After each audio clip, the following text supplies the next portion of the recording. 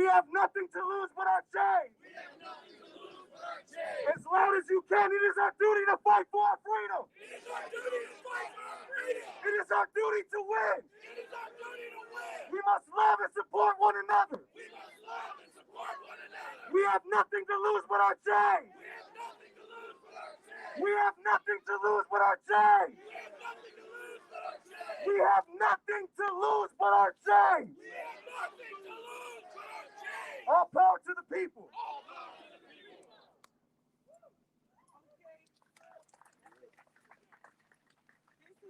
This is a national call to action. So a bunch of families around Minnesota, or around the United States, are doing an action today, just as well as we are doing an action today. So we are going to proceed in having first the families that are here introduce themselves. Some of the families, we had a press conference yesterday and didn't get a chance to say what they wanted to say. So we're going to allow them space to elaborate today. And so we're going to do that. And then after we do that, we're going to have some of our strong supporters who would like to speak, say some words, the people that just been having our back. But I want to say we are tired of Black, minority, and indigenous people losing their lives. And we are not only fighting for the lives that they have stolen, we're fighting so they won't get a chance to take more lives. It is traumatizing. Every time we got to look on the news and see him killing somebody in the middle of the street while he urinates on himself and he's pleading for life. That's embarrassing, taking away all integrity of that man. So how did that officer get to that point? He got to that point of invincibility because he was allowed to kill 3 people before that. And then he watched his constituents and his co-workers kill people, and they walked free too. And the only officer ever being held accountable in the state of Minnesota for killing a civilian is a white woman that got killed by a minority man. We know what's going on. It's white supremacy. It's white privilege. And white people, Black people, orange people, green people had to stand up for what's right. They want to live in their mansions. We're going to be over here all the time because they want to live in their mansions and they want to be comfortable. And this is equivalent of going out to Edina, being over on Summit. We got to shut it down because enough is enough. We got to disturb their peace like they've disturbed our peace. So we're going to introduce Matilda Smith first. Jeffrey Smith, mother. Thank you. Hello, everyone. I'm so glad to see you all. I've seen some of you for the last 5 years come out here and support me. I just thank you all. I love all of you. It's been rough, I tell you. Losing a child is not easy. And losing them to police violence is even harder. I get to the place sometimes I run out of words. That didn't make it better. One thing I need though is for my governor to come out here and tell me how long are you gonna allow this? I mean, you can stop this. You are the governor. How long do we have to grieve and continue to support other parents that go through this? How long do the mothers have to suffer? How long do the families have to suffer? How long do the siblings, children's? 5 years for me, and I'm not over it yet. You don't get over this. This is something that stays with you for the rest of your life. You don't come back to normalcy. There's no normalcy. I support all the mothers that has been through what I've been through. I support the new ones coming in because where they are is where I was. Not a good place. I say to the governor, you need to push these bills that we're putting in before you. And you need to push every one. You are the governor. This with prison, these mistreatment of the prisons, bringing COVID in that term. All of this, you're locking people away for no reason. Jacoby Kendrick is one that is locked up for no reason. Hardell Sherrill was just totally neglected. Totally.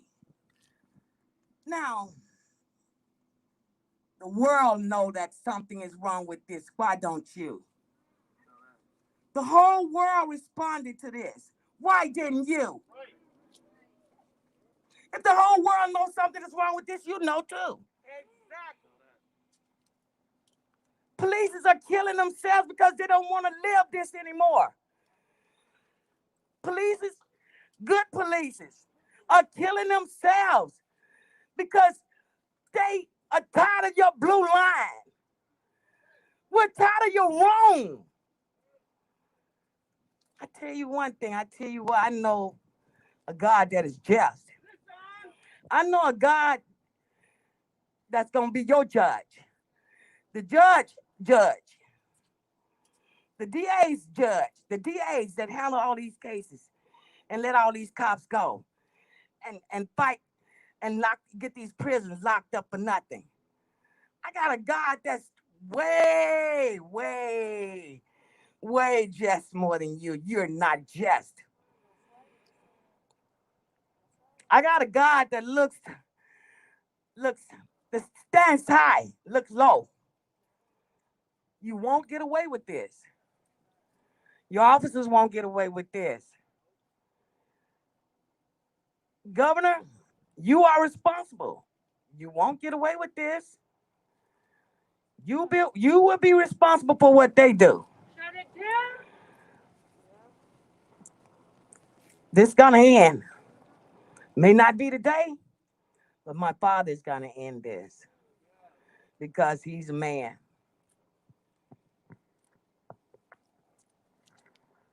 Give it up for Matilda Smith, y'all. We got your back. We got your back. Jeffrey Smith, say his name. Say his name. Say his name. Say his name. And now from the family, Brian Quinones, I'm gonna tell you something. When I first got involved in the movement, I did not think or see white folks listen to white folks when white folks were speaking. And I did not hear a white man or a white person speak with as much conviction, with as much pain, hurt, and spirit until I heard Don speak. So I'm gonna give it up for Don, one of the baddest white dudes I know. Tell him. Glad you all are here today because you get to hear a lot. Have you heard pain so far? You seen tears? This is Brian Quinones. On September 7th of 2019, 3 Richfield cops, 2 Edina cops blew him away at a traffic stop. And I say blew him away. He doesn't come home. He doesn't come home to his son, who was 12 at the time and is 14 now. He doesn't come home to his wife. He doesn't come home to his wife. He should be coming home every day. I'm a white dude that sat on my hands on my couch whenever these things happen and said, man, that's just bad. But I didn't do anything. Passive ally was nothing. Let me tell you, and take it to your friends who don't give a shit and don't listen. When it slaps you in the face, if you still sit on your hands, you're not a human being. Get into action. Every time I hear this, every time I see on the news that a bunch of cops killed another guy, this is what I go through. This is another family. This is another family that will be lied to and manipulated by law enforcement and the entire system. This is a family that will be told by law enforcement and police. We'll be quick, be studious, and we'll be transparent in the investigation. Those are words that mean bullshit to them because they're lies. They are not transparent. They don't tell you anything, and they don't tell you anything fast. Families go through so much pain for so long right after you lose your loved one. Besides that pain, you lose it to how you're treated. So that bothers me. That hurts me. It angers me. By the way, my pain shows up in anger. Okay?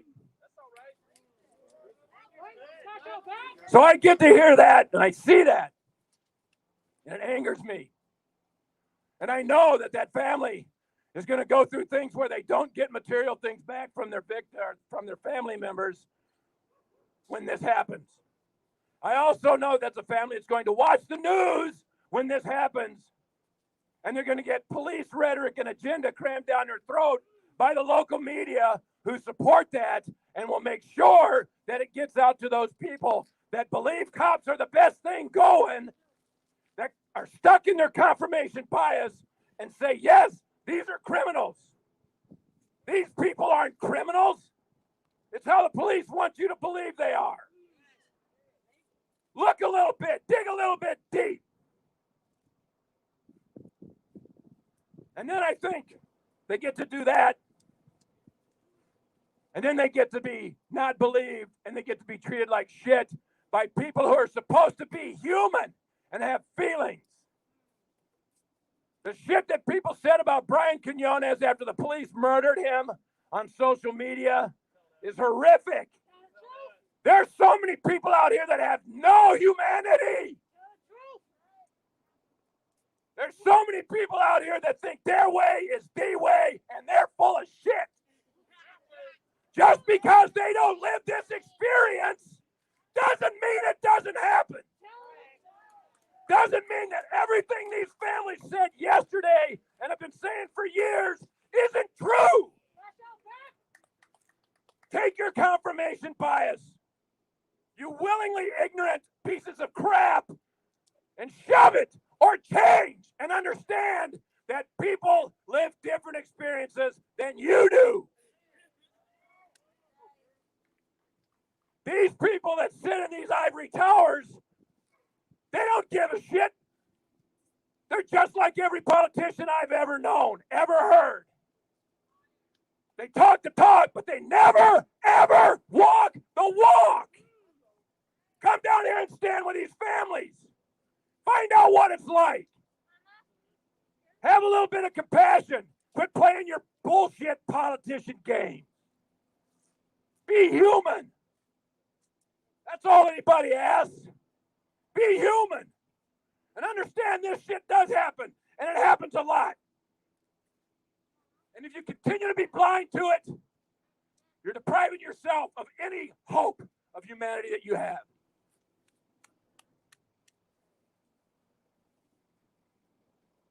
In 2019, September 7th, I became part of a group I never wanted to be a part of. And it's a group that you don't want to be a part of. The cost is too high. And the fight will continue. Because once you're in it, you don't come back. You can't come back. And if you think for 1 second that you can take a step back, then you're in the wrong line. You go follow those people that have no humanity. Get out. Don't play a game up here with these families. They're not playing games with you. This pain you see, this pain you feel, the things you hear, that's not a fucking game. It's life. You don't want to live it. You don't want to live it. But we do. We have to. Come out of your house and say something. That's what it's all about. Families. Families. Families. Justice for all stolen lives. Justice for all stolen lives. Thank you, Jeff. Okay, we're gonna keep it moving, but before we do, very quickly, I want you to think about your parents real quick. Think about your parents. Even the press here, y'all can do it too. Y'all can think about your parents. I want you to think about your parents' parents. Who were they? Where did they come from? What were they thinking? Even for some people that may not have the same interest of what's going on, you can think about your parents' parents, right? Now think about your great grandparents. Who were they? What did they look like? What kind of choices did they make? Do you make those same choices? Do you think the same way? What would they say if they could see you here right now? What would you say to them if they were here right now? That'd be a strange conversation, wouldn't it be? Now think about their parents. We'll take it only that far because your mind might blow from there. Think about that. Your great great grandparents. What would they say right now? What if you knew that they were watching you right now? What would they be saying? What are they thinking? So collectively together, and I say this in the beginning every time we do this, you can be off key, but you can't be off rhythm, all right? You can be off key, but you can't be off rhythm, okay? So repeat after me. Sing along with me. Come on. Ancestors watching, I know they're watching. Ancestors watching, I know, I know. Come on. Ancestors watching, I know they're watching. Ancestors watching, I know, I know. Even press, come on. Ancestors watching, I know they're watching. Ancestors watching, I know, I know. Louder. Ancestors watching. Louder. What would they say right now if they could see you? What would you say to them if you could see them? What if you knew they were watching you right now? Everything and every choice that they made led up to you, right here, standing with all these people. Look around you. Look at your community. Look at your community. Louder, come on. No, they're watching. Ancestors watching. I know, I know. One more time. Ancestors watching. I know, they're watching. Ancestors watching. Now bring it down low. Bring it down low. Bring it down low. Ancestors watching. I know they're watching. Ancestors watching. Think about all the history that led up to here right now. And now think about what the history is going to be going forward for you. What do you want going forward? What do you want tomorrow? What do you want your kids to say about you? Keep thinking about it. Louder, let them hear it on Selby. Ancestors watching, I know they're watching. Ancestors watching, I know. Last time, ancestors.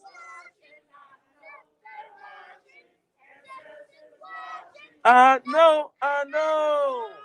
Great job, y'all. Give yourselves a hand. And give it up for Paul.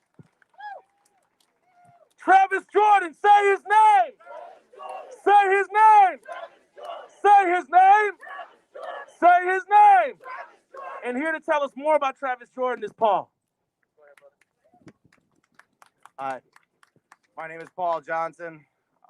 Travis Jordan was living with me and my wife. He's one of my best friends. And he suffered from mental illness, much like I do.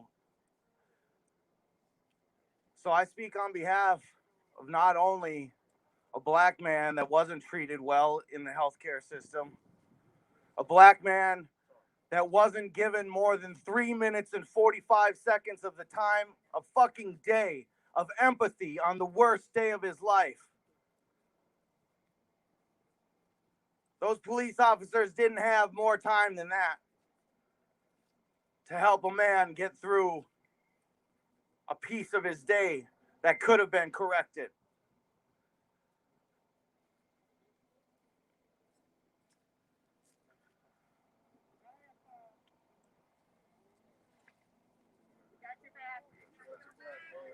See, there's a bunch of moderate people out there who think this shit won't touch them. Let me tell you something. You have kids. Your children have friends. They grow up, they start driving around. And a white kid with a black kid rolling down the street. gets pulled over, ask too many questions why they're pulled over.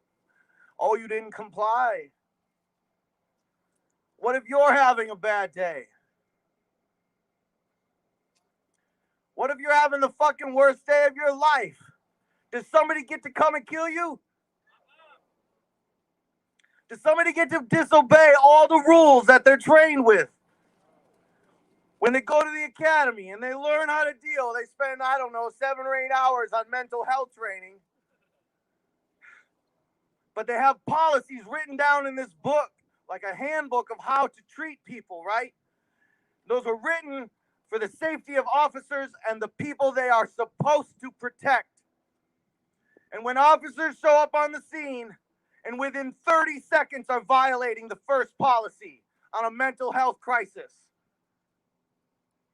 and for the next 3 minutes and 15 seconds continue to violate those policies until they put themselves and Travis Jordan in the position where they could say that with his little knife down by his side from 20 feet away, they feared for their fucking lives. I live in that fucking neighborhood every day. I walk my dogs. My wife walks their dogs. I don't have to go with her. I don't have to stand by and protect like it's fucking Fallujah, Iraq. Those officers come in from whatever sundown fringe city, goddamn whole bunk shithole they come into our city and disrespect us. They treat the whole fucking city like we're inmates, and they're just a bunch of corrections officers. We don't need to be corrected. We are policing you. We are done being policed.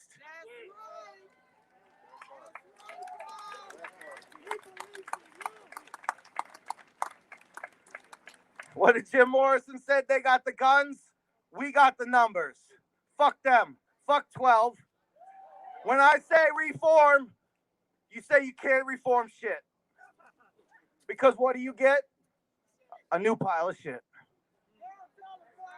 It stinks the same way. People want to talk good apples and bad apples, but when you put the uniform on, it's a fucking blender and everybody's applesauce. And it's all fucking rotten. In North Carolina, for those who don't think killing black folks is enough, you got a man now kicking puppies. Their own canines, picking them up, strangling them by the neck, throwing them into the cop car, but his partner says, no worries, there's no witnesses. There was a cop who turned him in. Apparently kicking puppies was too much for him. So if it's kicking puppies that get you off your ass, it's being done. But maybe it's defending your son's friend. Maybe it's defending your son's friend's friend. Because how many degrees away from you does it have to get? Does it have to be on your front lawn? Do you have to walk by your memorial garden for your best friend every fucking day? Do you have to put on cologne that he wore so you could remember him, so that you can get up just a little bit of courage as you tremble to grab this mic and then just let the words fucking flow? This shit hurts. I compartmentalize. Oftentimes I speak on policy and I don't let feelings go. Because when I do this, for 3 days I gotta shut down after this. Because you're getting everything I got right now. You're getting the pain, the anger, the frustration. If you want the knowledge, speak to me, because I can tell you every fucking rule that they broke second by second as you watch the video of my friend being murdered. Don't get it twisted. This shit will affect you. It will be 1 degree, 2 degrees, 3 degrees, but it will come to you. Do not allow it on your front door before you're in these streets with your fucking boots on, saying their names. Shut it down. Now, did y'all ask for some of the power? I just want to ask that real quick. Did y'all ask for some of the power, or do the people want all the power? So when I say all power to the people, you say all power to the people. They're going to understand. They're going to understand when we lock arms around that fenced area downtown, because that's what I'm thinking is coming next. We're going to lock arms around that motherfucker and not say we're not going to let our voices be caged in whatever streets and avenues that you deem appropriate. We will be outside of it. You will hear us, you will feel us, and you will see our numbers. We are not done. All power to the people. All power to the people. I'm sorry, was that some of the power to the people? All power to the people. That's what I'm talking about. If Travis don't get it, if Travis don't get it, if Travis don't get it, if Travis don't get it, if Kobe don't get it, if Kobe don't get it, if Kobe don't get it, if Kobe don't get it, if Ardell don't get it, if Ardell don't get it, if Ardell don't get it, if Ardell don't get it. Okay, we got the next person coming up. This is Shara, representing Lionel Lewis. Lionel Lewis, they beat him, left him in the back of a police car, and his daughter is out here fighting for her father, and she couldn't be here today, but Shara's gonna stand in her place. We have two more family members. We're gonna open it up for the community leaders that have been having our back. And then we're going to do a little march around this place right here. So I just want to let you guys know what's to come. Thank you. Thanks, Tashira. As Tashira said, I am here to represent Lionel Lewis on behalf of his daughter, Mia Montgomery. She wasn't able to be here tonight. Lionel Lewis was murdered in Hibbing, Minnesota on July 14th, 2002.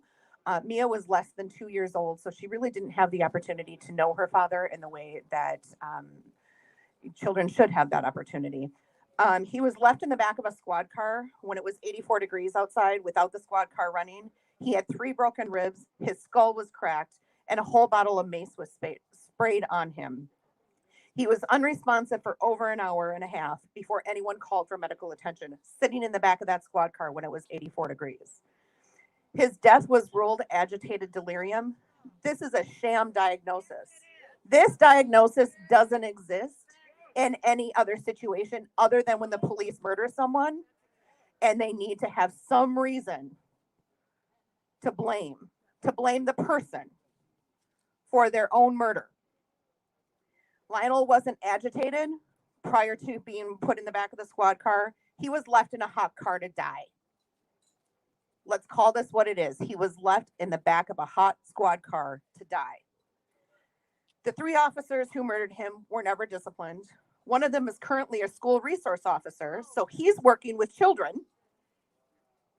And another one is now a captain with the state patrol. I don't have their names off the top of my head. I'd have to dig for them, but I will get those for you. This happened 19 years ago, almost 19 years ago. There's no film of that. There's no record of that. Getting the records from the police department has been extremely difficult. Mia deserves answers. Mia deserves justice. So do her siblings. So do his aunts and his other family members. No justice. No peace. No justice. No peace. No justice. No peace. Everybody, you know how it goes. Ain't no power like the power of the people, because the power of the people don't. Say what? Say what? Say what? And it didn't stop after George Floyd. It kept going. Unfortunately for the Minneapolis Police Department and the BCA, it kept going as well. And it kept going in the same neighborhood where George Floyd was murdered. And it popped up on 36th and Cedar. And there was a young brother by the name of Dalalid who was killed by the cops. And then Just as Don said about Brian Quinones, after they take their lives, they try to spin their stories. And they try to find ways to justify why it happened. Oh, well, what was he carrying? What was he doing? What was he saying? Who was he with? Why didn't he call me? And they will come up with every excuse in the book to justify a black man losing his life and being stolen and snatched right out of thin air by the cops. And Bele, if you want to speak a little bit to what happened to your son, give it up for Bele, y'all.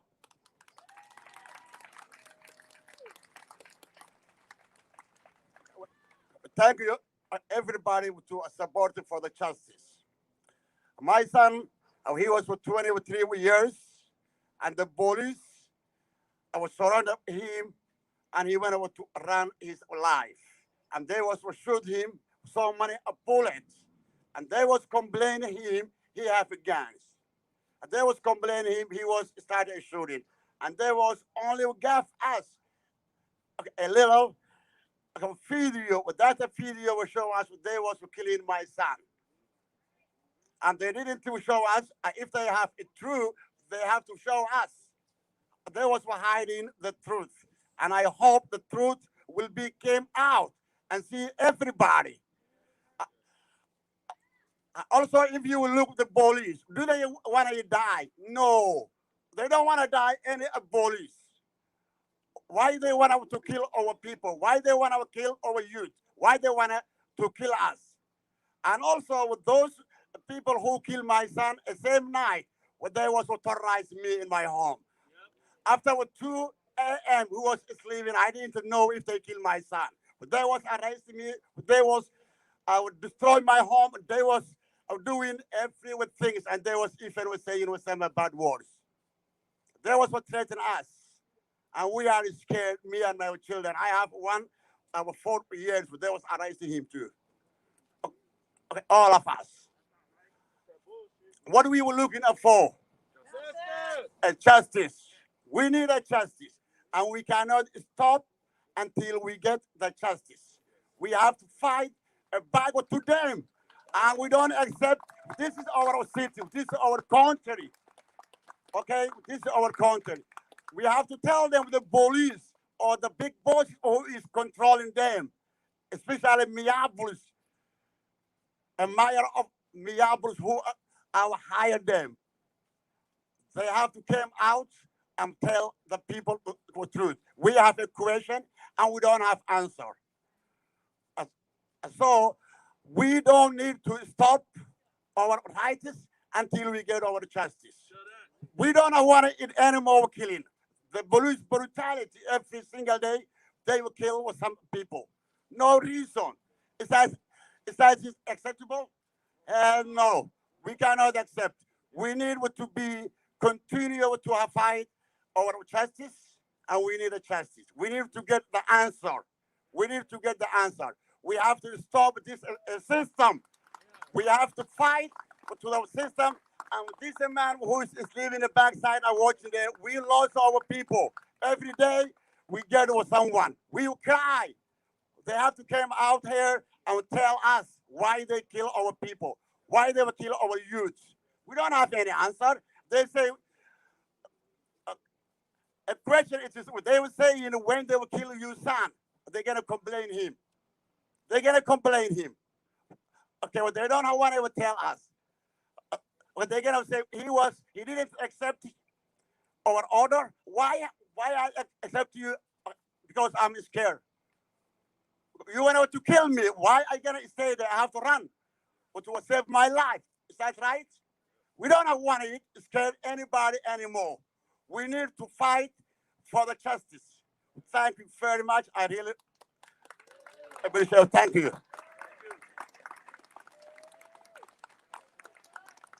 Dalal Eid, say his name. Say his name. Say his name. Say his name. Say his name. Say his name. Say his name. Say his name. I don't know if anybody has ever worked with folks in resource rooms or youth that are in sped rooms or anything like that. And for me, as a former paraprofessional, working with folks that are on the spectrum, working with kids that may not be quote unquote normal needed, which I think is a really effed up term, but I think like the idea is that it's neurodiversity that we need to like engage with. That it's not people on like a scale that goes up or down, it's just different. And folks may not communicate the same. Folks may not pick up on social cues the same. Folks may not speak the same language. Folks may not show the same social cues as you. And when we talk about neurodiversity, what comes to mind is Kobe Heisler and the way that they took that young man's life right out the air. And these were people that were trying to answer a mental health call. Now you ask yourself, when if somebody was having a mental health call around here, you think they're gonna come in guns a-blazing? Probably not. But then they bust in on Kobe Heisler with guns a-blazing like a cowboy movie, and they shoot that young man down just because he was having an episode. Or he wasn't talking the same way that we do. That somebody say that ain't right. Say that ain't right. Say that ain't right.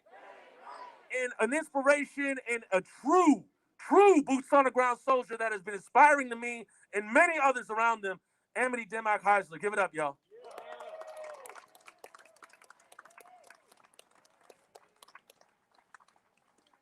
Hi, my name is Amity Dimmock.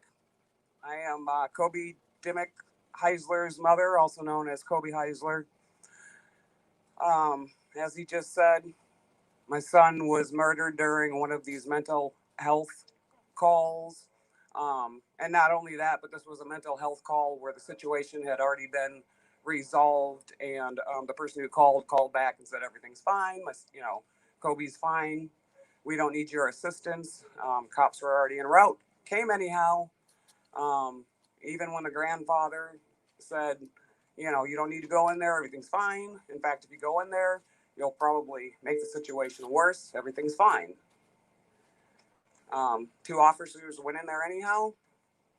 And I'm not going to get into the specifics of the case, but after my son sitting there for 12 minutes of complying, patted down, sitting in the middle of a room, somehow they now say when he got up after he just put his head down in his hands and just started crying because he just wanted to be left alone, he got up to go run.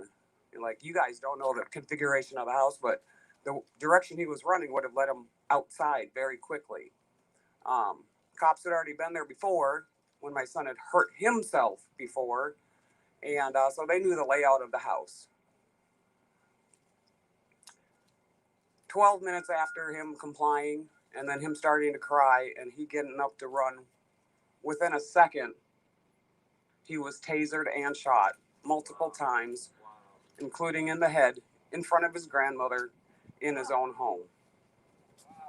They then apparently, let you lay there for a while and then handcuff you. Right. Before they even check to see if they've killed you or not. I'm out here stand in solidarity with George Floyd's family and every other family, which I'm not going to try to list. But what we need from all of you is help on pushing and demanding all of the legislative package that we have come up with, the 9 police reform bills and the jail reform bill for Hardell Sherrill and the Philando Castile omnibus bill. All of these bills need to be passed. The only way that we're going to get them passed is if the community and all of the constituents make the calls, write the letters, make the demands, and threaten that you won't re-elect if they don't do what they should do, which is the one and only thing, and that's the right thing. That's right, Amity. That's right. And I'd like to thank all of you for coming out over and over and believing us and standing alongside us in this fight. Guaranteed, there's no one of us that can do it by ourselves. This is a gargantuan community effort. At this point, a nationwide effort. This is the one time in my lifetime, and I'm old, that I feel like change is possible. And we are taking advantage of that momentum, that possibility, that slight door opening, and we need y'all to help us push it open and get on through to the other side. Justice for Kobe Heisler and justice for all stolen lives. Thank you. Okay, we got what do we do? Oh, so we have one of George Floyd's good friends here, and he actually called him an uncle, but he was really good friends with George Floyd. And he's here with us today, and he just wants to speak. We also have John McCullen, who's going to talk to us about some legislation that we would like to get passed, that we have been fighting for. These are bills that our families help talk to John about to help him getting written up. And a bunch of people are working on stuff. We want to get going with a march, and we're just going to march around the governor's mansion. And we don't want to lose you guys, but it's so many messages that we want to give. So please be patient with us. Thank you for your attention. Thank you for your time. And most of all, thank you for your heart for being here today. Thank you. Thank you for fighting. So I'm going to have Cortez, who is a good friend and that knew George Floyd, speak. Thank you. How y'all doing? Who's streets? Who's streets? How y'all doing? I'm Cortez Rice, man. I stand in the solidarity with all these families, man, across the country, man. Across the country, from the Breonna Taylors, man, from the Antoine Roses, from Daniel, from Jalen Brown, from Jacob Blake's families, man. I stand in the solidarity with a lot of families, man. I actually traveled from Minnesota to Washington, D.C. by foot, me and my cousin Tim. We will not stop, man. We cannot stop when we won't stop, man, until we get justice. Downtown Minneapolis, I went to the inauguration out there in Washington, D.C. It looks just like that right now. It looks just like that right now. And that is pitiful for them to be putting all that money into securing these buildings, and they won't even put the money into our communities. You know what I mean? We talk about defunding the police, man. We need to refund our communities, man. So again, man, I'm standing in solidarity with a lot of families, man. Y'all can look me up. Let's get this going, man. We ain't gonna stop. Boost the ground. Thank y'all.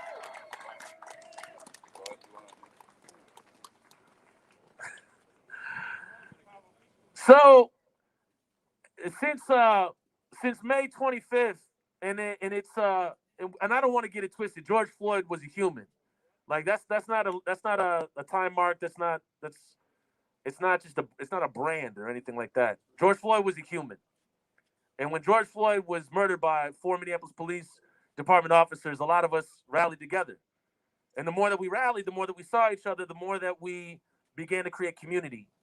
And the more that we began to create community, sometimes we created family.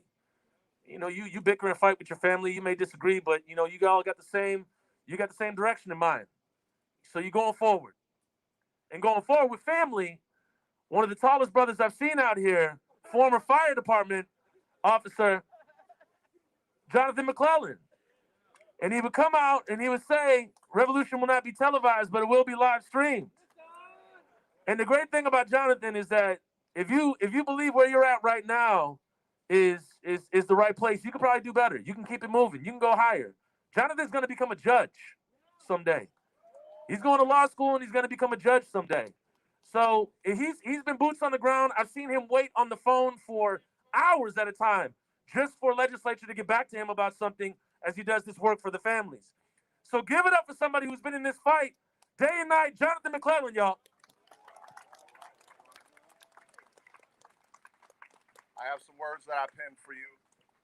My name is Jonathan McClellan with the Minnesota Justice Coalition. We are part of a collective of organizations that work with the families and community to draft and advance legislation and other policy initiatives at the Capitol here in St. Paul and in Washington, D.C.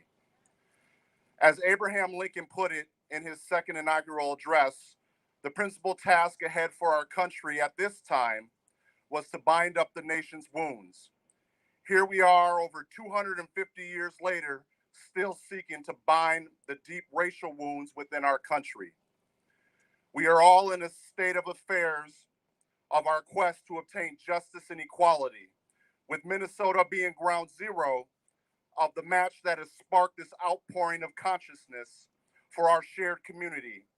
We are still here waiting to cash that check that has fallen on a bankrupt system of expedient politicians, administrators, and tolerant allies of the same in opposition to progress for a more perfect union.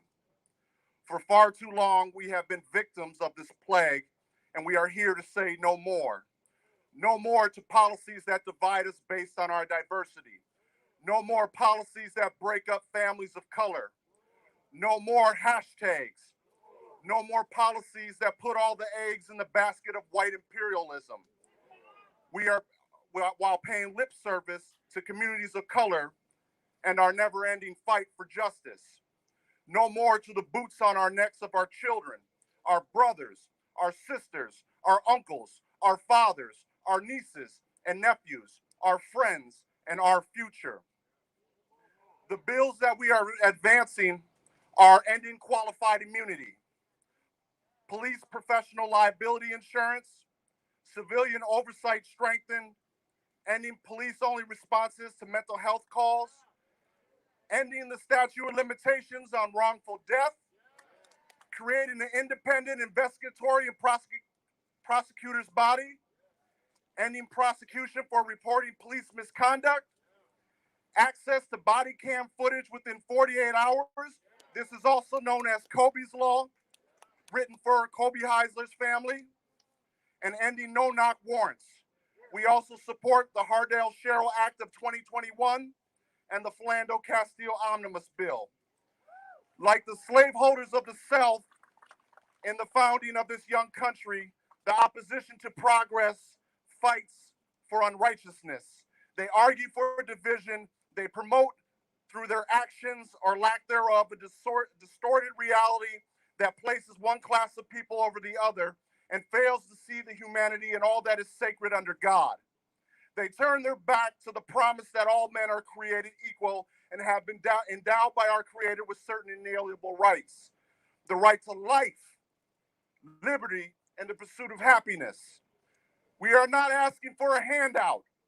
We want your boot off our neck, and we want a fair shot. We want a level playing field, not a hill we have to climb and fight with one hand tied behind our back, or a knee in our neck, and a gun to our head or the head of our children. Law enforcement for decades has been pushing legislation to chip away at our civil liberties, our rights, and our communities by pushing policies that absolve them of their crimes, weaken and remove the checks of accountability, transparency, and justice, with access to unlimited resources and unfettered access to our elected leaders. Our fight is for a lasting change, a commitment to the people, a commitment through policy that has had a lopsided application for far too long. In this time, with the events that have plagued our communities, it's long overdue. A saying I came up with was that we need to infect the system with a conscience.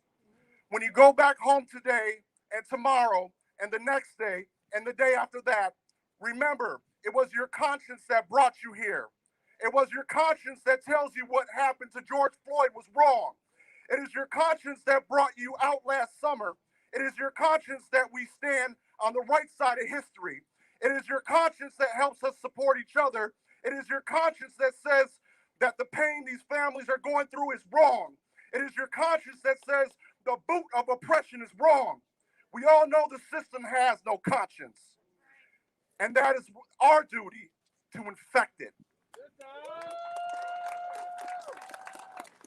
Thank you. Thank you so much. Now we're going to get going on our march. But before we go, if we don't get it, if we don't get it, if we don't get it, if we don't get it, if our families don't get it, if our families don't get it, if our families don't get it, if our families don't get it, shut it down. Let's go.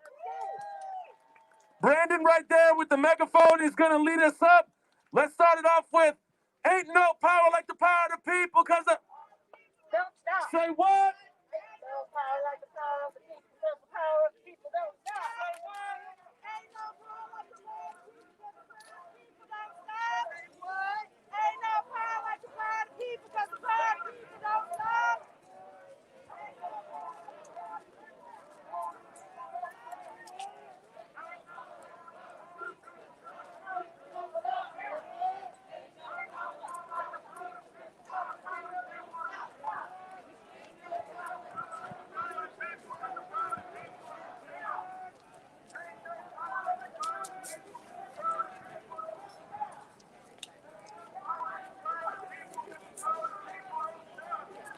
You have just watched a protest outside of the governor's mansion, and now we are going to go on to a actual march around the vicinity. Come join us.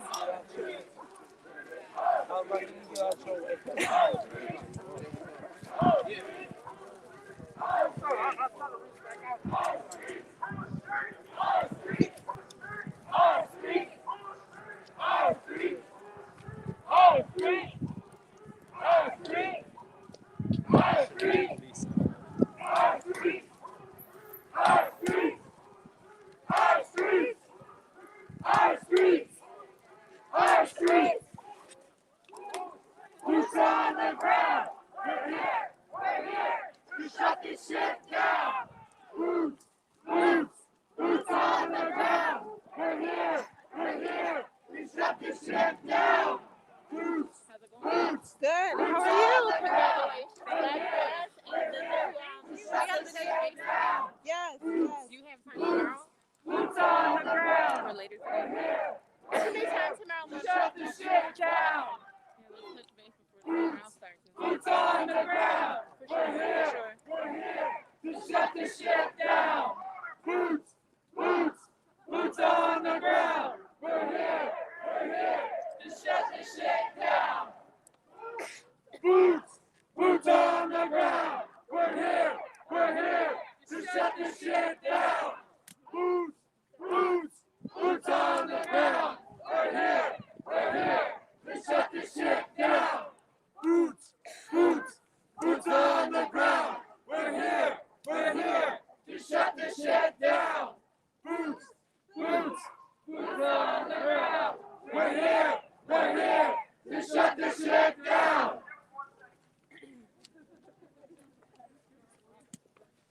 All right, so once we get on plan, we're going to stay in the right lane. Everybody stay in the right lane. Otherwise, we cannot protect you. We don't have marshals with us right now, so we're going to keep it slow and moving. Stay in tight, stay in together, okay? Stay in tight, stay together. We're going to make this march around the block. We're going to disrupt some shit, and we're going to cause some good trouble. Good trouble. Pay attention. From the status quo gets interrupted. If Hardell don't get it, shut it down. Shut it down. Shut it down. Shut it down. Shut it down. Shut it down. Shut it down.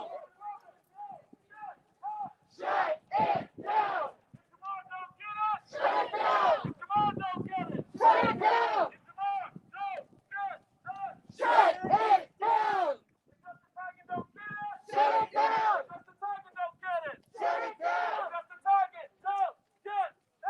Shut it down.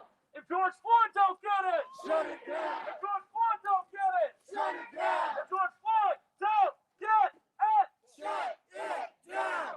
if Philando don't get it, Shut it down. if Philando don't get it, Shut it down. if Philando don't get it, Shut it down. if Jamar don't get it, Shut it down. if Jamar don't get it, Shut it down. Shut it down. Stand up, fight back. Stand up, fight back. Stand up, fight back. Stand up, fight back. Stand up, fight back. Stand up, fight back. Stand up, fight back. Stand up, fight back. Stand up, Okay, fight back. watch the live stream. Stand up, fight back. Stand up, fight back. Stand up, fight back. They don't get no peace. They don't get no peace. Are you doing okay? You doing okay? How does it feel to be out with the family? Nervous. Thank you for being here.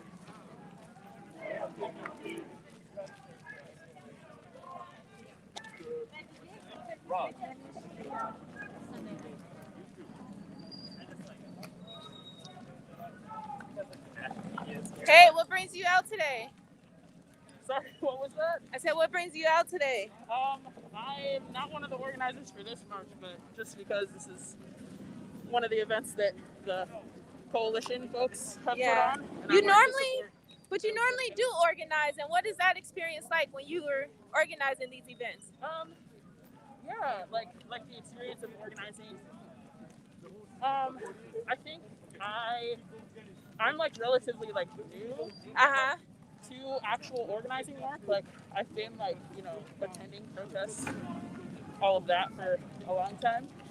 But this year was the first year that I ever like stepped up to do any organizing work, and so it's weird. Like, what is typically your goal when you do organize? Yeah, I think that like for TCC for J, like we're really organizing around union controlled police. And so my main goal with any event that we put on for that is really just getting the word about that out there, and making sure that people know what to support, and know what community control is. Nice. So we are now marching along Grand and Chatsworth. We are marching along Grand Avenue.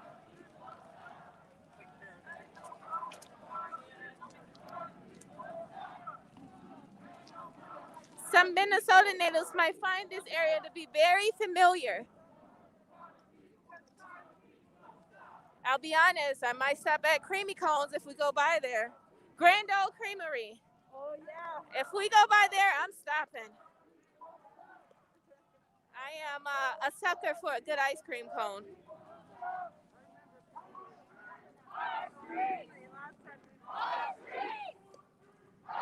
I love homemade ice creams.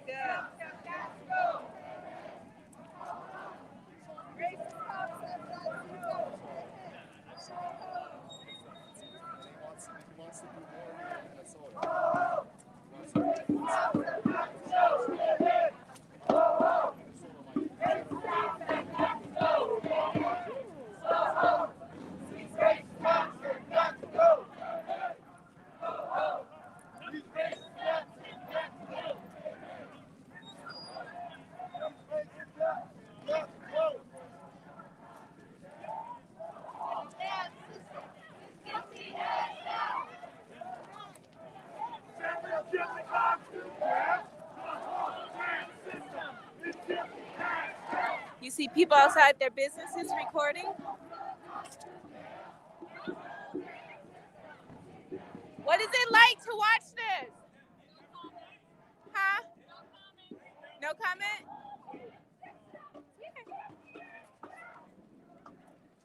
So many places here in Minnesota are feeling the need to board up businesses and in preparation of the trial.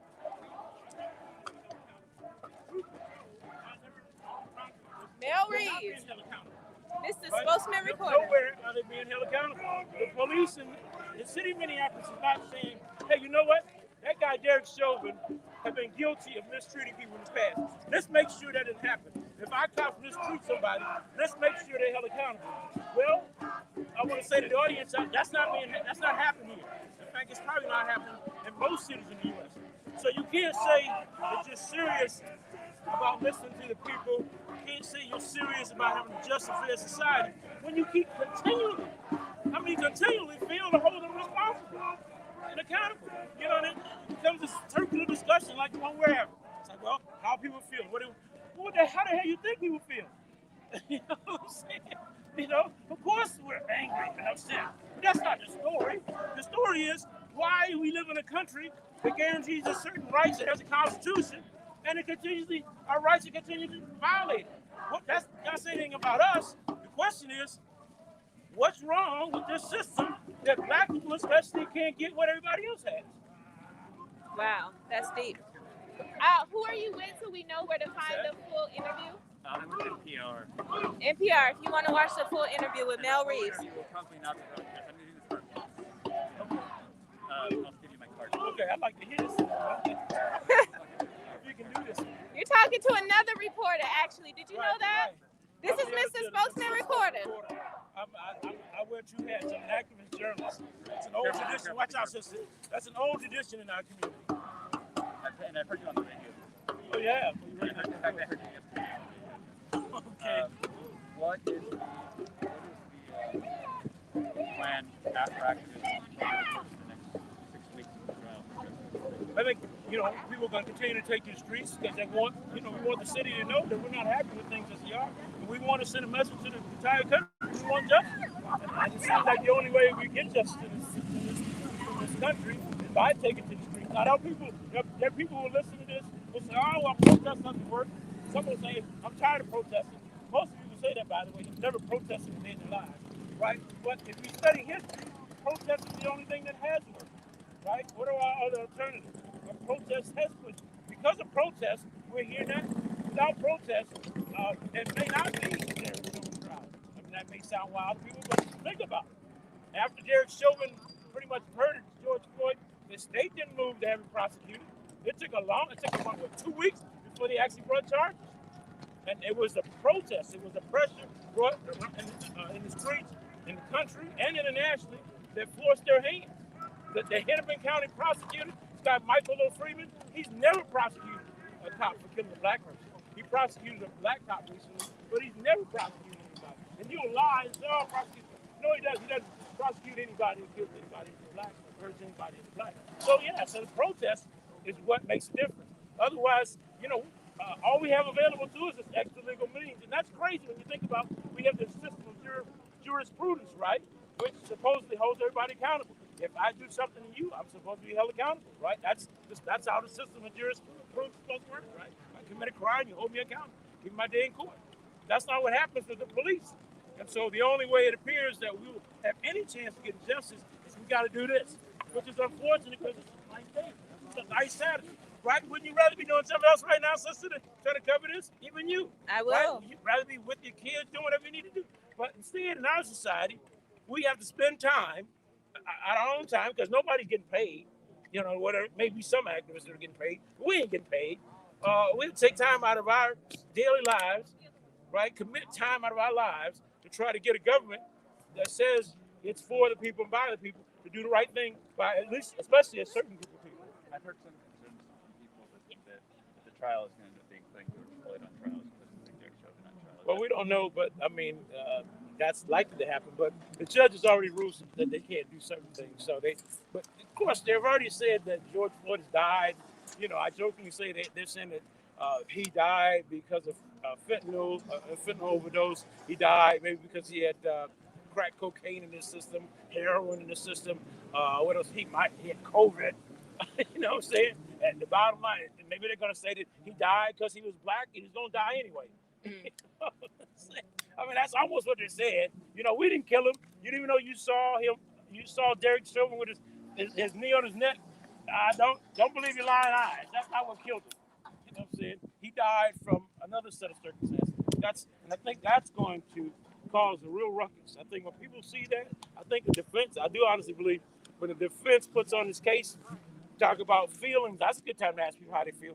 People are going to be pissed off. And if they're not careful, you know, they don't want to get people to the point where they feel like they have nothing to lose. And that's where this thing is taking people. People are going to be pissed off because of the way they try to frame it. I think when you watch it, when you see it, actually see it live, and see the lawyer try to make it appear that George Floyd died because of some extraneous circumstances, I think it's going to piss people off. Know that. People will have some feelings about it. One last question. How do you feel about the possibility, there's been all this talk about can Chauvin even get a fair trial because everybody in the world knows about this case? Chauvin and the cops always get a fair trial. They get a more fair trial than you'll get, right? Because the state jumps through hoops, leans over backwards to try to make sure, because they don't want to prosecute. See, we understand something that a lot of people don't understand. They make, how do I want to say this? So they try to make it appear that Chauvin's not going to have a fair trial. But the thing is, the people prosecuting Chauvin were with the police, right? Well, people lose sight of that. So the prosecutor's heart really isn't in the prosecuting cops. Now, we have the attorney general doing it this time, right? But, his heart may be into it a bit more. But normally, the prosecutor doesn't really want to prosecute the cops. He has to work with them, right? And what did he work with them to do? And this may sound coarse, but he works with them to lock up. Oh, nice grab. You stopped it from slamming. That was a very nice grab. Good job. You know, their job is to lock up as many black, brown, and you guys, we took a small tumble going down. Thank you so much for being here. Lost my shoe in the process. He's going to get a more than fair trial because he's going to be prosecuted. You go any means to catch your device. Sure. Their heart's not really into it, right? And his defense is into it, so he's going to get a fair trial, and then they're going to give instructions to the jury to make sure that he gets as fair a hearing as he possibly can get. So this idea about him not being able to get a fair trial is crap. He's going to get a more fair trial than I would ever get, or you would ever get.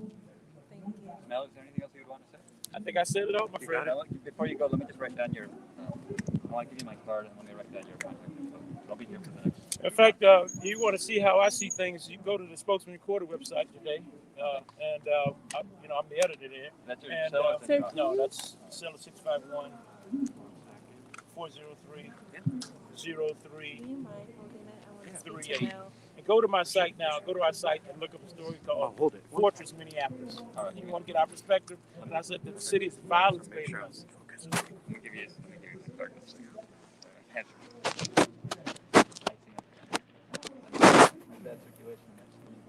And I'm violating my own rules right now.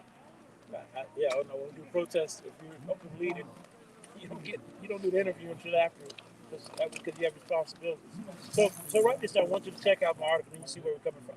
Fortress Minneapolis. It's making its way around the internet right now. It says Fortress Minneapolis, city, Fortress Minneapolis, city violence-based community ahead of Chauvin trial. And that gives you a perspective. That's kind of how we see it. Violence baiting, like red baiting. Yeah. So you'll see it on our site. You go to spokesmanreporters.com. All right? Thank you. You know I have to talk to you, brother. Well, since you know I got to still be part of the protest, I'm supposed to speak last. You're supposed to speak, and what are you going to speak about today? Justice system. I'm going to talk about what needs to happen.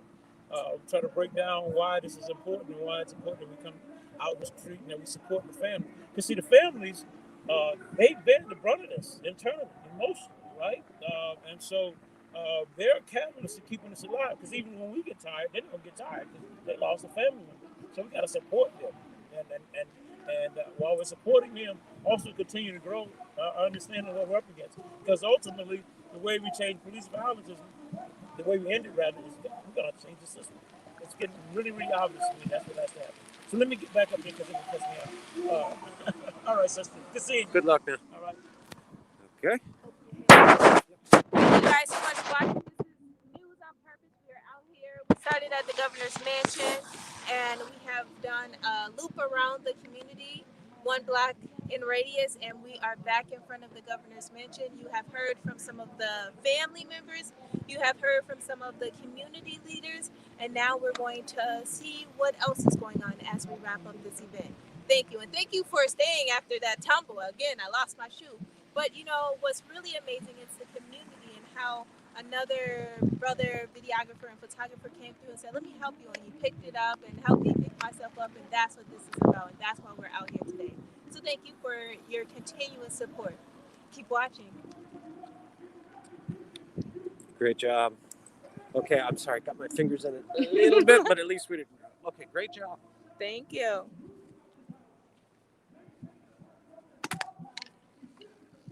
What?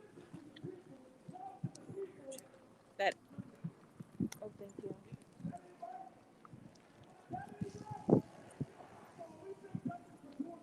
Now we're gonna go back and get the end of the event.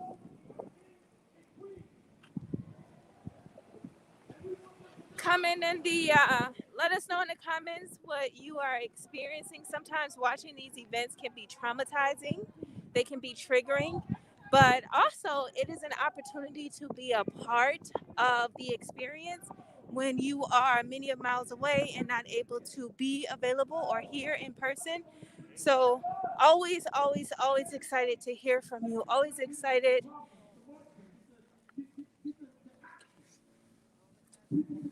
Thank you for being here. Thank you. You can go to class and you can see that as a threat.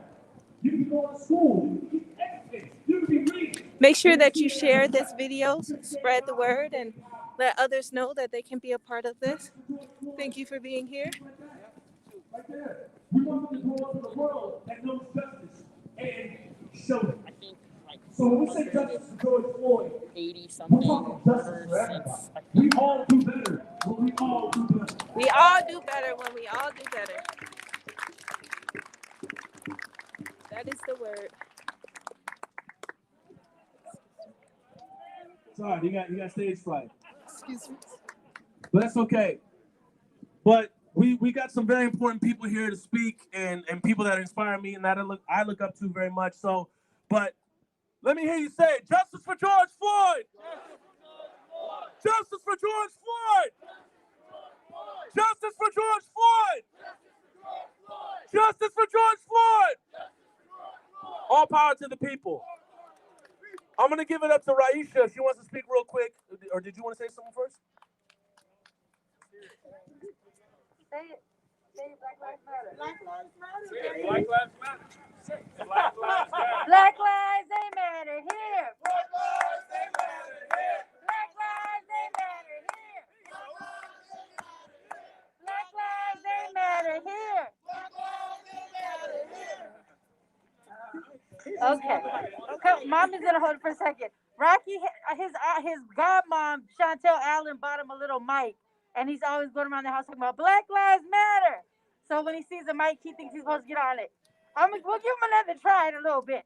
But I'm gonna actually bring up Miss Rosemary Neville, the mother of the activist movement. Miss Rosemary, if you want to come up and say something, I'll let her speak. And then maybe Mikey will do his chant for you guys. Woo, good afternoon. I'm glad y'all all out here. The military's all around us. We had to circle around to get over here. It's like they already starting, you know, but I'm glad you're here. Stay strong, take care of yourselves. We claiming justice. I don't care what anybody thinks or says. We claiming justice. And this justice for George is going to be for all the other folks that have been killed and abused and tortured by these corrupt, evil systems. That's what it is. The police are just one part of the system. All these systems, educational, medical, industrial, corporate, So we are claiming justice for everything and everybody. Thank you. Hey, babe, how you doing? Just let go, let go. Say it. Say Black Lives Matter. This ain't yours. I just got beat up. He almost knocked my wig off and everything. Yo, okay, so we have I think two more. We have Jelani from Cares, Minnesota, that's going to give us some words. Again, thank you all for being out here and standing in solidarity with our families. Um, okay, Jelani, here you are. Thank you, my brother. All right. Uh, First of all, I want to greet you all with a greeting of peace. Assalamu alaikum wa rahmatullahi wa barakatuh. May peace and blessing be upon you all today. I want to thank everyone for coming out. And I want you to just take a second to look around, because every time I come up and start speaking, there's faces that look very familiar because you've been coming out here. So if this is your first time at a protest, you want to raise your hand, be brave. If it's your first time. All right, I hear you one. I see you, brother. If you've been here for the last year, how about you raise your hand? All right, there you go. How about those who have been marching in the 60s? Raise your hand. There we go, right there. I want you to know, in this moment, in this time, as this government builds walls, history has told us when people from different colors and backgrounds come together in bondship and in brotherhood, they can knock down any wall, any barricade, anytime. I want you to really believe that. And so, with that said, I encourage every single one of you to continue to come out, to demand others to come out. And I speak directly now to Minnesotans and Americans and people all over this world with one demand. If you think you are good, if you think you have goodness in you, display it out publicly. If you believe you are good, then stand up for the life and the safety of people of color in this country.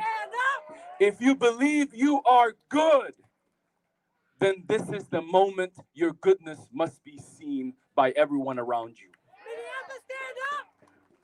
When you stay at home and don't join us, you take your goodness and hide it away. What is it?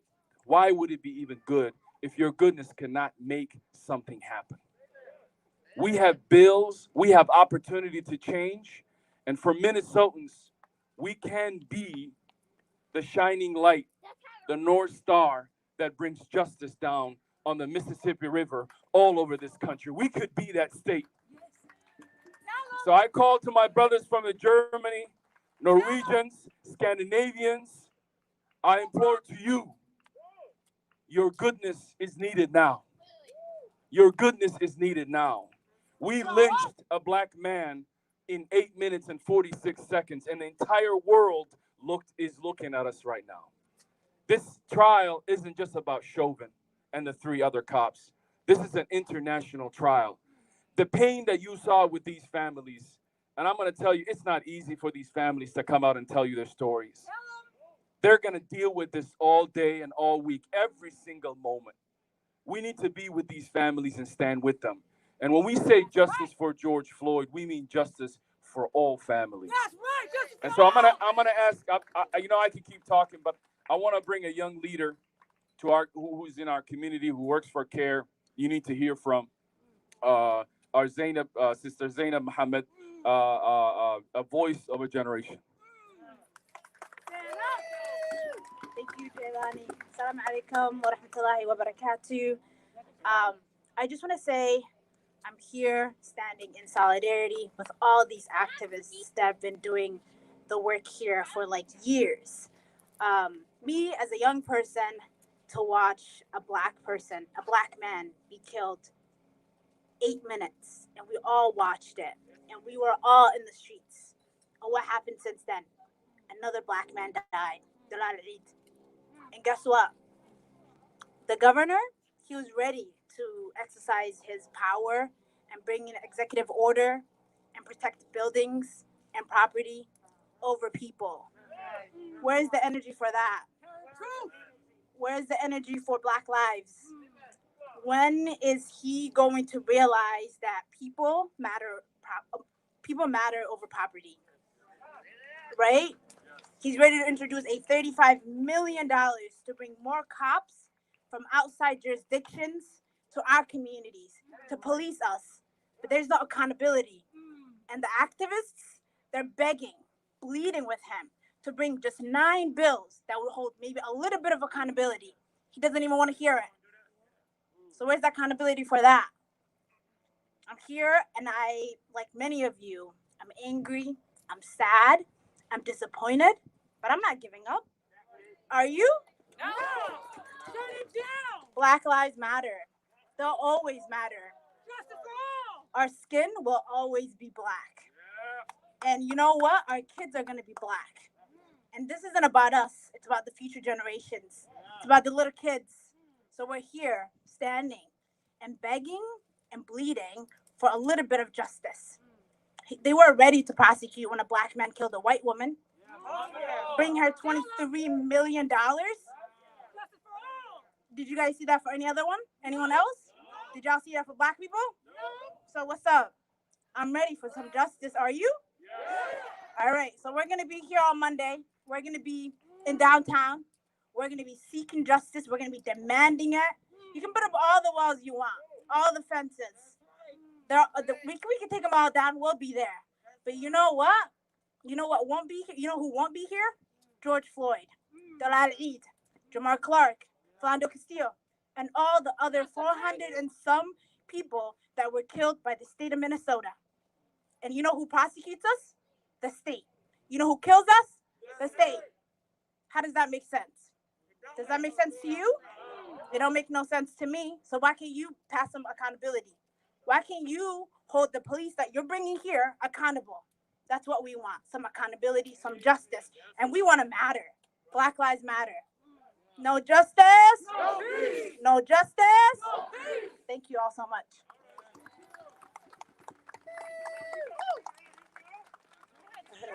That was so powerful.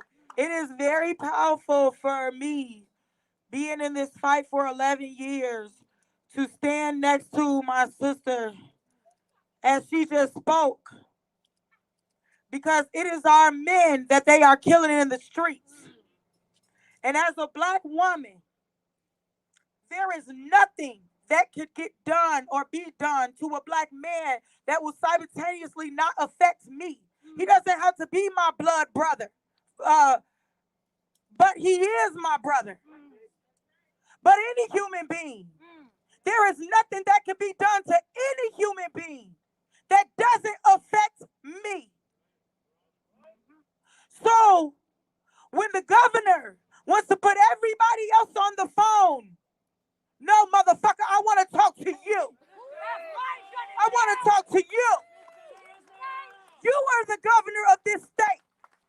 And I'm not playing no games, because I was quiet and silenced for 11 years when they killed the father of my son and put him in the garbage. I was silenced. I was in my house scared while they were sitting outside my house. I was scared for my life when they would watch my 3-year-old play in the yard. And I was scared. And right now, today, I'm standing in front of you guys fighting through the fear. That's right. That's what I'm doing. I'm fighting through the fear of what they did to me and my family and what they've done to the rest of these families. Please, guys, stick close to our families. We have a group of families within Family Supporting Families Against Police Violence that are fighting together. Follow us wherever we go. Like us on the page. It's our activities that the families are the ones that matter. It's not about a paparazzi scene. This is our lives. This is what we've had to live. So stick close to us. That's right. Our children are living through this. You think that I want to live this life? I never asked for this. I never asked for this. I never asked to be speaking in front of a bunch of people. I used to be shy. I would give anything to have my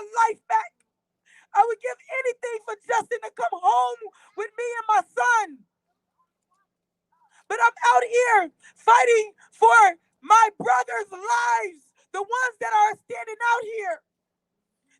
Your mother, your fiance, your children won't have to see the day that me and my son that I've seen.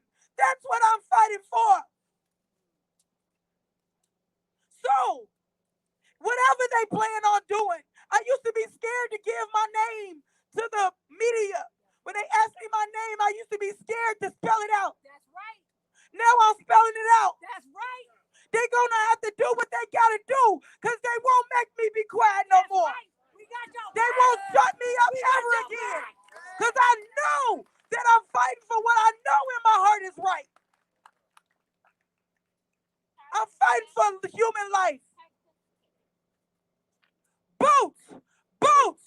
Boots on the ground! We're here! We're here to shut this shit down! Boots! Boots! Boots on the ground! We're here! We're here to shut this shit down! Boots! Boots! Boots on the ground! We're here! We're here to shut this shit down! Boots! Boots! Boots on the ground! We're here! We're here to shut this shit down! That's by Kim Handy Jones, Cordell Handy's mother, who was shot by the St. Paul police. I will not be the woman that they knew that kept her mouth closed when people were doing wrong to other human beings and getting away with it. I will not. And you don't be that woman either. You don't be that man either. Thank you all. We have one last speaker, Brandon, who's going to speak, and we're going to close it out. Mel Reeves is going to close us out. Thank you all. Justin, tag it. Say his name. If Justin don't get it, Shut it down. if Justin don't get it, Shut it down. if Justin don't get it, Shut it down. if Justin don't get it, shut it down. If Brian don't get it, Shut it down. if Brian don't get it, Shut it down. if Brian don't get it, Shut it down. if Brian don't get it, Shut it down. if Travis don't get it, Shut it down. if Travis don't get it, Shut it down. if Travis don't get it, Shut it down. if Travis don't get it, Shut it down. if Hardell don't get it, Shut it down. if Hardell don't get it, Shut it down. if Hardell don't get it, Shut it down. if Hardell don't get it, Shut it down. If Cordell don't get it, Shut it down. if Cordell don't get it, Shut it down. if Cordell don't get it, Shut it down. if Cordell don't get it, Shut it down. if Kobe, if Cordell, if we don't get it, we just gonna keep shutting it down. Thank you. Here you are. I give it up again for Toshira. Give it up. Her strength, her power, it inspires all of us. But I just got a couple words to say. So, I mean, we're out here again. You see the way the city's preparing for the trial, right? The fences, the barbed wire, the cages, more cops, the National Guard. They turned Minneapolis into basically a war zone. A black woman that I follow, she's a documentary photographer. She explained this in a way that makes perfect sense. Her name is Patience. She's here in the cities. She said that the city has to prepare for the worst because they know they haven't done a single thing in the last 9 months to change anything. Not the truth. Right? They haven't created a good relationship with community members who are doing the work. They haven't done anything to ensure Black, brown, and indigenous people stop being killed by the police.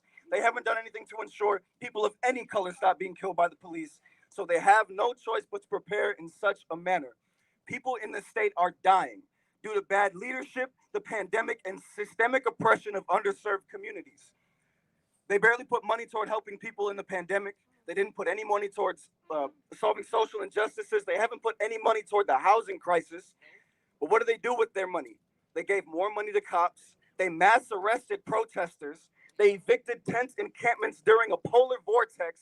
And now it looks like they have an unlimited budget to fund the barricade of the city. And think about that. With the whole world watching, they didn't prevent any more police brutality. They didn't prevent police killings. All they've done is prevent people from harming buildings and property. Their message is clear. You can still be killed by this state, but you can't protest those killings. You can't spray graffiti on a building. You can't break a window because they care more about our responses to the harm they've caused than preventing more harm.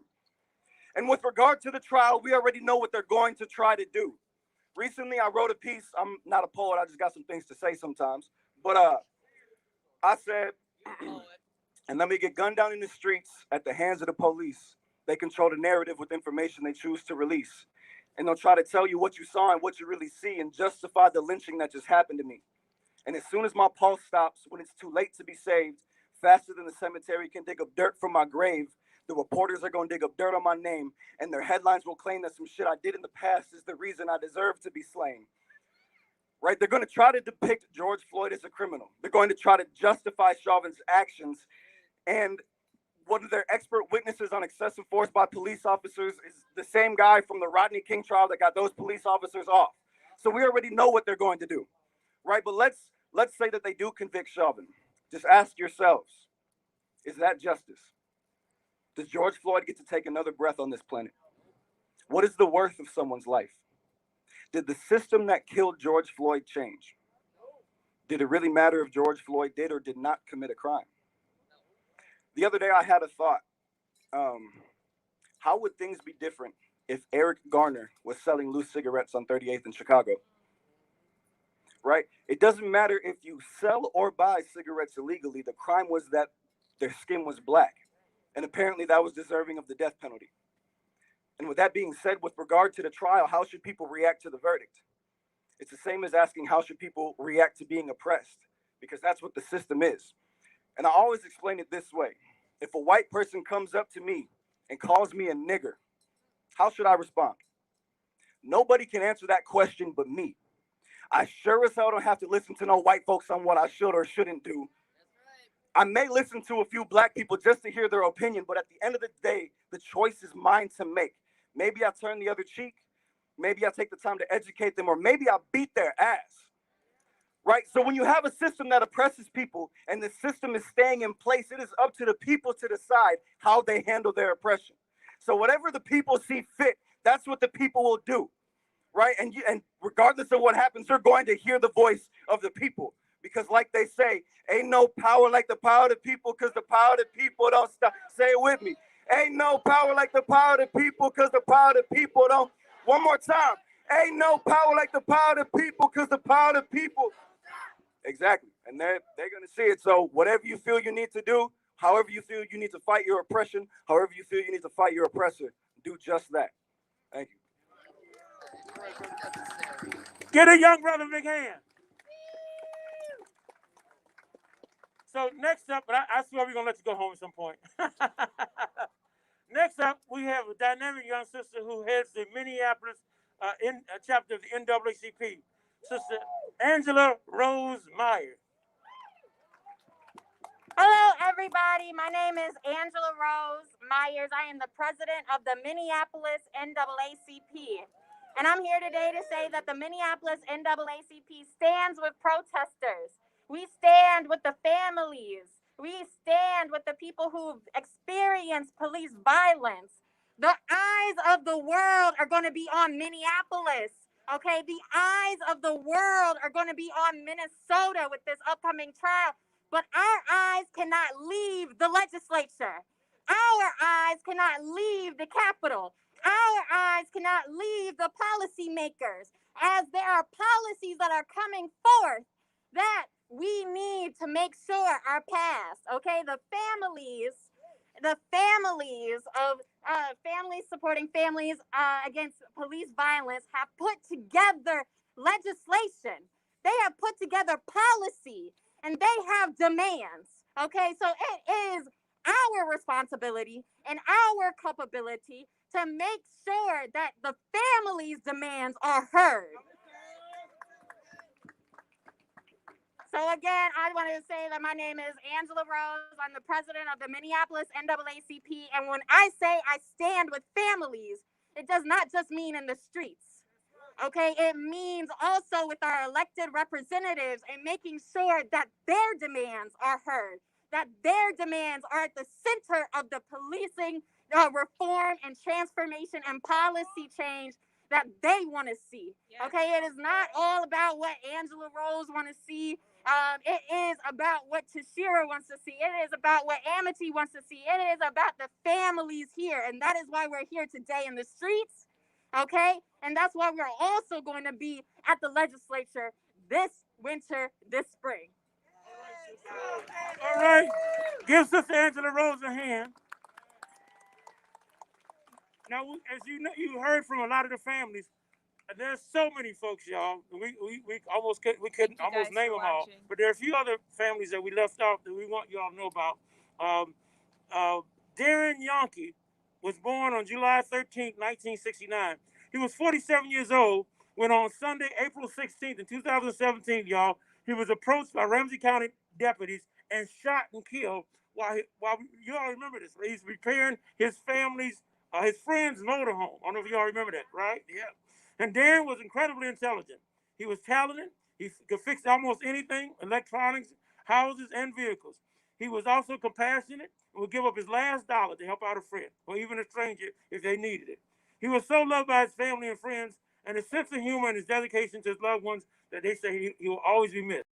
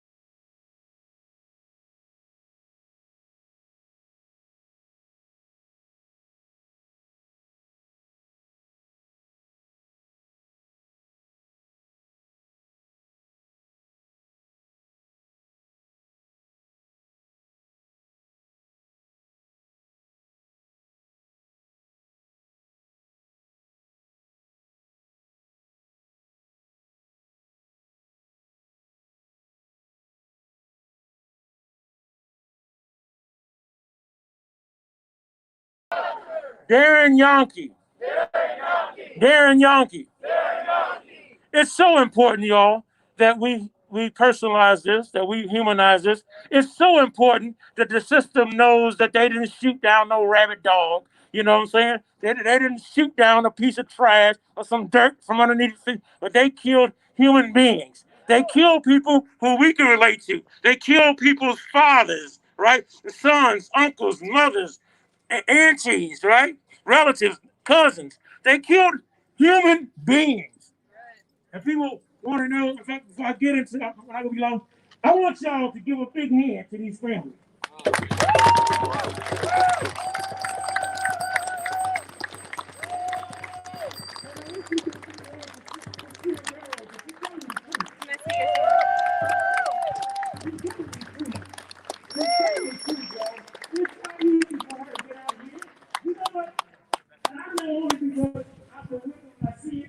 Can I see your sign?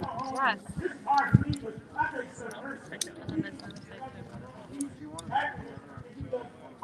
Thank you. This is serious to me. You know, I'm not out here because you just want justice. I feel the need for justice. I feel people's pain. I feel your pain here. But we all need to do that. Brother talked about compassion earlier. You got to be compassionate. You can't change a dang thing if you can't empathize with people's struggle. Right? And I imagine that's why you all out here. So this sister has put everything on the line. I know, I see it. And she's not lying when she tells you it's a struggle for her. It doesn't come natural. And that's why I hate this system on some level. That's a condemnation of this system. Think about that, right? People can't just live their lives. She got to spend her life fighting for justice, right? And then we got people putting cameras and stuff in our face asking us how we feel. How in the hell do you think we feel? Right? And if folks want to say we angry, yes, we're angry. You damn right we're angry, right? And black folks are born angry, pissed off, because we come into a world where we know ain't feeling us. We come and live in a world and a society that wants to treat us like anything but human beings, right? So yes, we're mad. We're pissed the hell off. But that's not the question at hand. We're not on trial, right? This system is on trial, right? Don't come asking us why we're out here. Hell, it's a nice day. We'd rather be doing something else. But we got to be out here because this system that we love so much, some of you love so much, I don't love it. I don't love nothing that don't treat me right. You know, if you treat me right, we cool. This system don't treat me right, so when it does, then I'll feel it. But right now, I ain't feeling them. Right? I don't love my enemies. Right? I hate evil. And if you're evil, I hate you. And I hate it. And it's a system. So we're not out here just talking about no cop. We're talking about a system, right? We're talking about the system of policing and the system that backs up that system of policing. Now remember, you've heard the folks in this building, the folks in the St. Paul building, the Minneapolis building down, just talking and talking and talking and talking and talking, talking about how they feel our pain with it. The hell with that. Hold the police accountable. They have not passed a single piece of legislation talking about how they're going to hold them accountable. Right? Derek Chauvin have been beating people up. Right? He shouldn't even been on the force. You have not heard them say one word about how they're going to prevent another Derek Chauvin. Right? It's disrespectful. They're really telling you what they think about you. And we need to say to them, we are human beings. The way you treat your mama, that's how we want you to treat our mamas, right? The way you treat your daddy, that's how we want you to treat our daddy. The way you treat your wife, that's how we want you to treat our wives, right? And our husbands. This ain't complicated. They make it sound like it's so complicated. What do we want? The hell you think we want? We want to be treated like human beings. Right? If you think you're a human being, we think we're human beings too. And we want a society that's built for and by human beings. What the hell kind of society puts out a police force, then puts out a propaganda that is here to protect and serve, and every time you see them, you got to look over your shoulder, right? What kind of society, when you call people to help, they wind up hurting you? So I'm not going to go long because you know this pisses me off. I'll tell you like it is, right? I'm opposed to injustice. I don't mess around with it. I'm serious as hell, right? And I think if we get serious as hell, we'll make some changes. Right? But what happens is we feel okay, and then we go back and sit home. No, you keep coming to the street till you get what you want. Y'all know history. Things have changed in history because people decided, I ain't taking it no more. And some of y'all don't take it off other folks. If somebody hit you, you hit them back. Somebody step on your foot, you step on their foot. The system just dumps on us, and we go, oh, well, you know, maybe the Democrats will rescue us. Anyway, as I wrote in my article that I wrote, and you ought to check us out. We're trying to do the best we can with that spoken recorder. Am I right? That the city is violence baiting you. Now think about this. They killed one of us, and they put up all this stuff to make it look like we are the criminal, right? They make it like we the bad folks. We ain't on trial. We didn't kill nobody, right? Chauvin killed one of us, right? But they put up all these barricades to project the idea upon you and the rest of the world that we're violent. Right? Right? They're the ones that are violent. They're on trial, y'all. And so anyway, however this turns out, we got to keep fighting. Because if they don't feel the pressure, even if he gets convicted, they'll still try it again. Y'all got to wake up. These people are real. They're serious about doing this damage to us. You know what I'm saying? And these sisters and brothers here are our spark. Hell, if they can keep fighting with all the pain that they're in, they keep coming out here, you sure as hell can. You have no idea what these folks are going through. And if they can get up and come out and organize protests, you can get out here and enjoy them. Am I right, y'all? So I'm sorry, that makes me mad. but yeah, because this is just wrong, y'all. And so we are going to have to, and people ask these crazy questions. They keep talking about how we're feeling. It ain't about what we feel, it's what we want. What we want and what we demand is justice. We demand that if I get out here and hurt somebody, they sure as hell gonna cart me off, right? They'll move me so fast, your head can't even keep up with it, right? They would charge me overnight. That's what we want. It ain't complicated, right? What do y'all want? We want the police, when they misused us, abused us, to go to jail, just like we would. Why is that so complicated? Why is that so hard to understand? What do we want? The hell you think we want? We want what you want, to be left in peace and not messed with, right? So we demand, so we're here, so the reporters get this right. This is part of a national action. These families aren't standing out here by themselves. All over the country, hundreds of families are standing today together. And they're demanding justice for George Floyd. They demand that all the killer cops be jailed and demand that all the cases be reopened. Don't look at me funny when I say we demand the cases be reopened. They can reopen them. I guarantee you, if we keep protesting, they'll reopen some of them for sure. If you keep fighting, because the last thing they want is us in the street. I can prove it. It ain't but a few hundred of us. And little old Tashira Garraway said we got a protest. And they brought out 25 cops to put on each end of the street. Because little Tashira Garraway, with her tough self, said we got a protest. Think about that. They're scared the hell of Tashira Garraway? What does that tell you? They're scared of her power. They're scared of the fact that she's telling the truth. And at some point, you will start listening. At some point, you'll say, you know, Mel's right. The hell with this. We're not going to work today. The hell with it. We let the chips fall where they may. You know, I'm not going to spend a nickel. We'll let the chips fall where they may. Because at some point, you're going to have to do something because they're not going to stop. They're like a bully. They're determined to keep doing this until you make them stop. And how we make them stop is we do everything by any means necessary that make them recognize that we are human beings and we deserve to be treated like human beings. That ain't so hard to understand, is it? All right. So with that, my job was to send you home, but I got mad. I want to have all of the families, anybody that's left, to come stand with us. And I would like the Shada Shakur we have a duty to fight for our freedom to be said before we all go.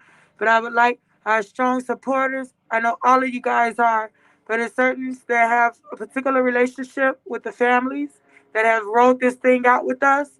So I ask that the families, anybody that's left, for us to stand right here in the middle, because that's what it's all about. Philip, my brother Philip is here from IWAC, and he has been a strong supporter. I would like you to come, but I would like Chantel Allen to say, my sister, to say this Ashanti Shakur chant, because she says it the best. So pull everybody. I don't know about that. She wants all the families to come. So are y'all moving to the front? Y'all coming up here? I don't think anybody's left. All right. Everybody got tired. The last time. This is beautiful. Y'all held space for a long time. I didn't know I was going to make it. And I looked on the internet and you were still standing out here. And that's exactly what we need. We need to continue to come to spaces and hold them, you know. And I see these police officers as blocking off the streets and helping us out. Because, you know, have you ever tried to take over this space and there wasn't people at the end of the blocks and cars are going by? So that's helpful for me. I actually gave them a thumbs up. I'd like them to come on back every time. Yeah, they can sit there for the next 6 weeks. So we can continue to come back every day and hold Governor Walz accountable. Then we might be getting somewhere, right? You know what I'm saying? So we got to, you know, take our goods with our goods, right? So I'm going to do the Asada Shakur chant. We usually close out doing that. I want to also thank Tashira for pulling all of this together and continuing to push this movement. Without folks like her, we would not have the uprising that happened with George Floyd. So let's be very real about it, okay? All right, just repeat after me. We have a duty to fight for our freedom. We have a duty to win. We must love and support one another. And we have nothing to lose but our chains. We have a duty to fight for our freedom. We have a duty to fight for our freedom. We have a duty to win. We have a duty to win. We must love and support one another. We must love and support one another. Because we have nothing to lose but our chains. We have nothing to lose but our chains. Let's just try to barrel it out. Because part of this is healing. You know what I'm saying? The chanting allows you to get that energy out. And we need to sometimes get it out so we can get a good night's sleep, so we can plot on what the next day gonna look like. Right? So get it out right now, because we got a long haul for the next 6 weeks. We have a duty to fight for our freedom. We have a duty to win. We must love and support one another. Because we have nothing to lose but our chains. We have nothing to lose but our chains. We have nothing to lose but our chains.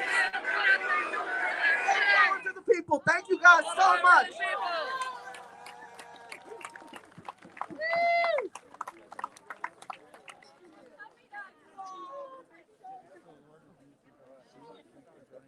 I think she was right. You do it better. You do it the best. I got young people coming behind me though. Bring life.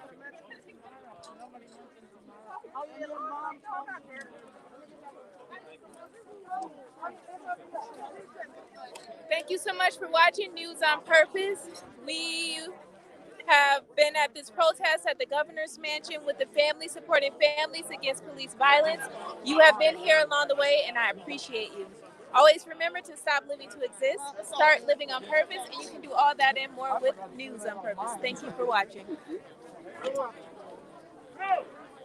You can blame it on me. It's all good. Thank you.